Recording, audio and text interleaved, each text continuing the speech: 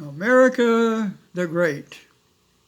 Of course, we can inevitably expect almost any ambitious politician to remind us how great and deserving we really are. They understand that it generally helps to tell you what you'd like to hear. Just listen to the speakers at the national political conventions going on preceding our election times. Many are often well-meaning and have been convincing themselves that they truly believe what they say. However, wouldn't it be nice to hear the actual truth? If we were, or even ever have been that great, should we have to flout it? Are we really all that wise, well-informed, honest, righteous, selfless, as we might be led to believe?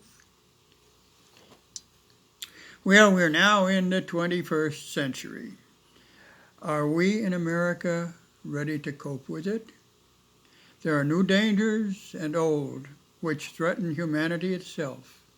Global warming, viral pandemics, economic disparities, global warming and so on, nationalism, and tensions arising among the national adversaries.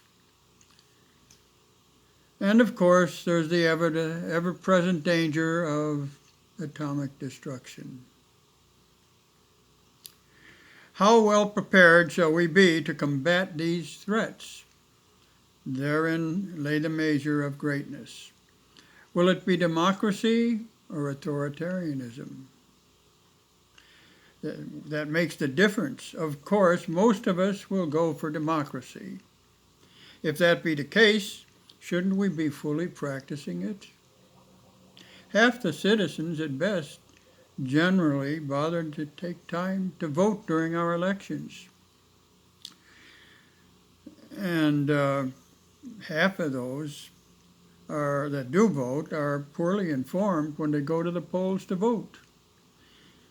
And in local elections, we're lucky to get 25%. As most informed people recognize, the person elected in 2016 gained the office with a minority of votes cast, and I guess an overwhelming appeal to prejudice and misinformation. He's proved to be totally unqualified for the job. This fact may be, I would say, evidence when we realize that just considering one day in July,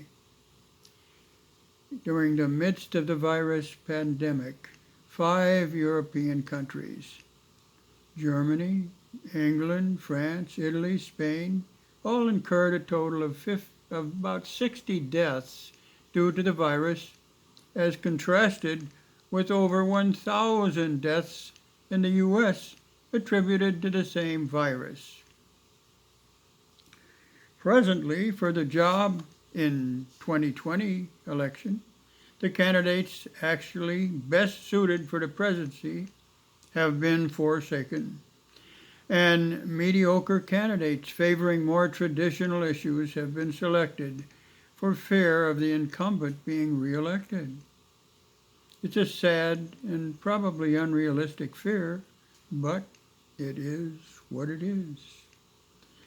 Greatness, to be sure, ought to be measured on our ability to acquire the best qualified candidates and leaders to handle the rising challenges we face in the 21st century. A number of our politicians are attempting to get us there.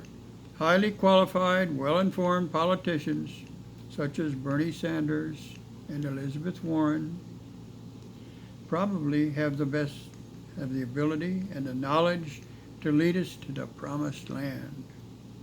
But so far have been unable to convince a not so great populace.